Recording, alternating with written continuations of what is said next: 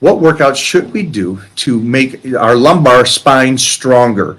The guy asks, will he benefit from drinking his food? So he sounds like he blends up all his chicken, his fish, his oatmeal, his vegetables, and his fruit.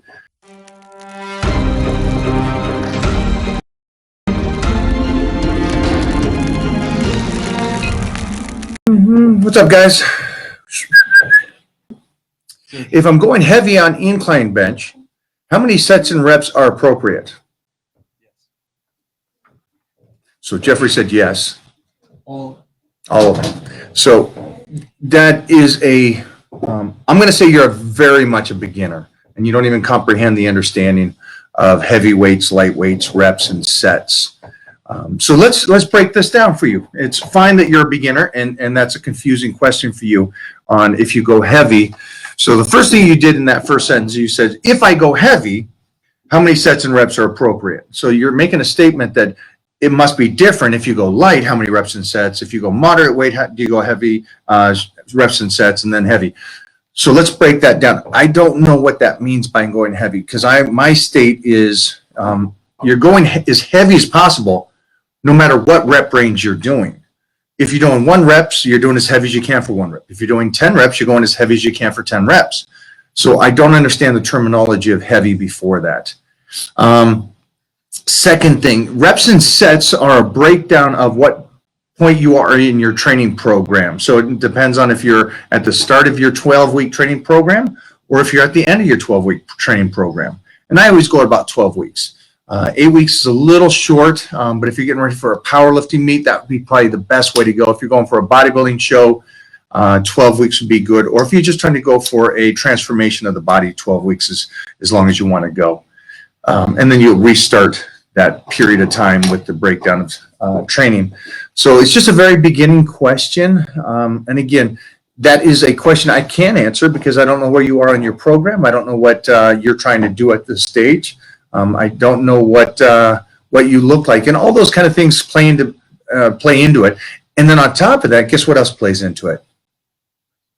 Does anybody want to answer that? Nutrition. I don't know if you're in a deficit. I don't know if you're in a surplus of calories. I don't know if you're training chest twice a week. I don't know if you're training chest once a week or every 10 days. So all those things go into play. So it's not one of those kind of things you would just, I wouldn't just answer. I imagine you can go through social media and get a whole bunch of elite trainers to answer you on what you should do there. Nutrition is pinned to the top of the chart. And nutrition is pinned to the top of the chart. Let me go to another question. What do I eat? Well, you can just look at my nutrition. I put my nutrition plan is up on YouTube. You can kind of go see what I am eating right now. Okay, so this is an interesting thing, and let's break this down. The guy asks, will he benefit from drinking his food? So he sounds like he blends up all his chicken, his fish, his oatmeal, his vegetables, and his fruit. So here's a give and take. Are you going to get the nutrients in? Are you going to get the calories in? Yes, you will. Will you lose out on the digestion process? A portion of it, because you're already blending it down and making it easier to digest. One great thing is people don't even think about is what would be the difference between taking your protein in by a protein shake compared to chewing meat? Well, it's the process of your body breaking it down even further from the drinks, from the food. So that actually helps speed up the metabolism. I know it's a small little thing, but if all you're doing is drinking your food, you're going to lose a lot of aspect of the burning, the body burning. Also on top of that is you're going to probably change your digestive system. So I would do it for a short period of time, take in those higher calories. Then as you break down your calories, I would go back to food.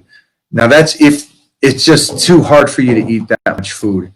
Whatever your calorie intake is, though, to be in a surplus, you should be able to eat it. You shouldn't have to blend all your meals. I'd hate to see that happen. For me, I do blend something. I blend my vegetables because I absolutely hate vegetables. And so I do my green drinks and I do my vegetables blended, so I drink it. So I'll do broccoli a couple times a day, but I'll just blend it up.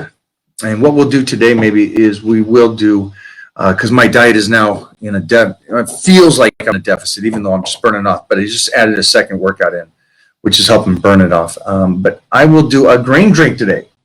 Let's do a new green drink. I have a couple extra things I've added to that. Oh, that's a great question. Here we go. What workout should we do to make our lumbar spine stronger? So here's the first thing. Get rid of the belts. Get rid of the equipment. If you are a power lifter, there is a portion of time where you need to bring the equipment in. But that is really the last 6 to 8 weeks before the powerlifting meet. So I would really drop that equipment. One of the biggest things is that to strengthen your body, use the whole body when you're lifting on squats and deadlifts, and don't support it with equipment. Next thing is hyperextensions, old school proper deadlifts, squats. We are doing something also, actually. We're doing a lot of Supermans now that we're locked down at home.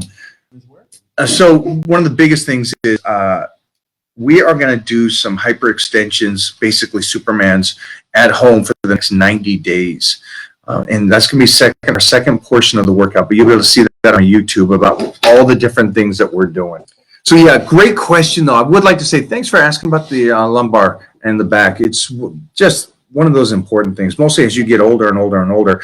If you worked it smart as a youngster, you'll be so strong when you get older. Relative to most people may hit 30 or 40. I was talking to some chiropractors and back doctors that they talk about that everybody walks around with some back pain. Is that crazy? The level of it and how much you feel of it is different. But that's crazy to think that everybody's back gives out so quick and easy.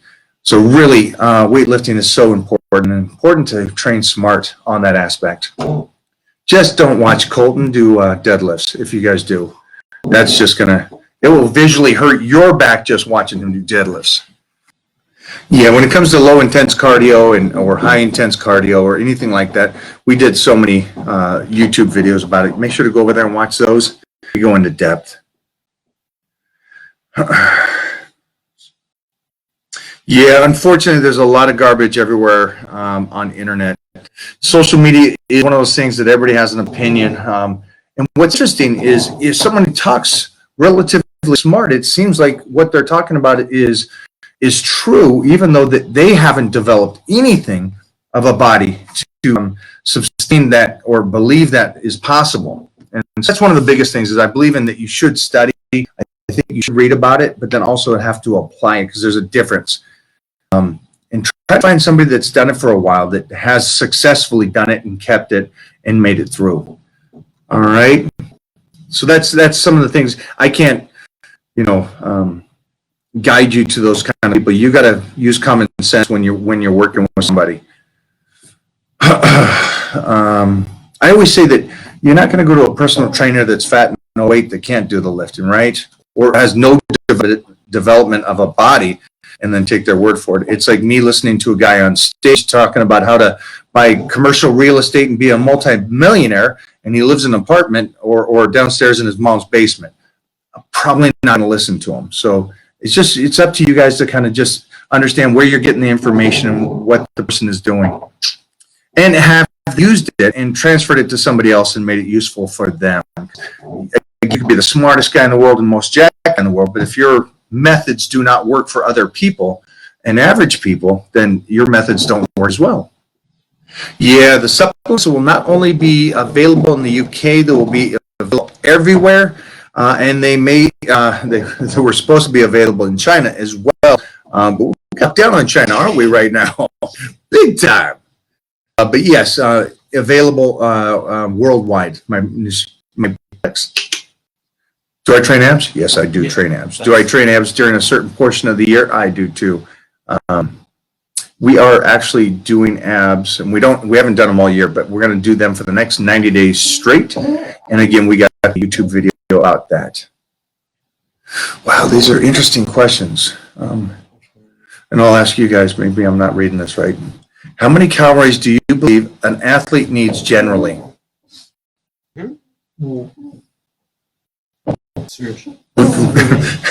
All the calories. Eat everything.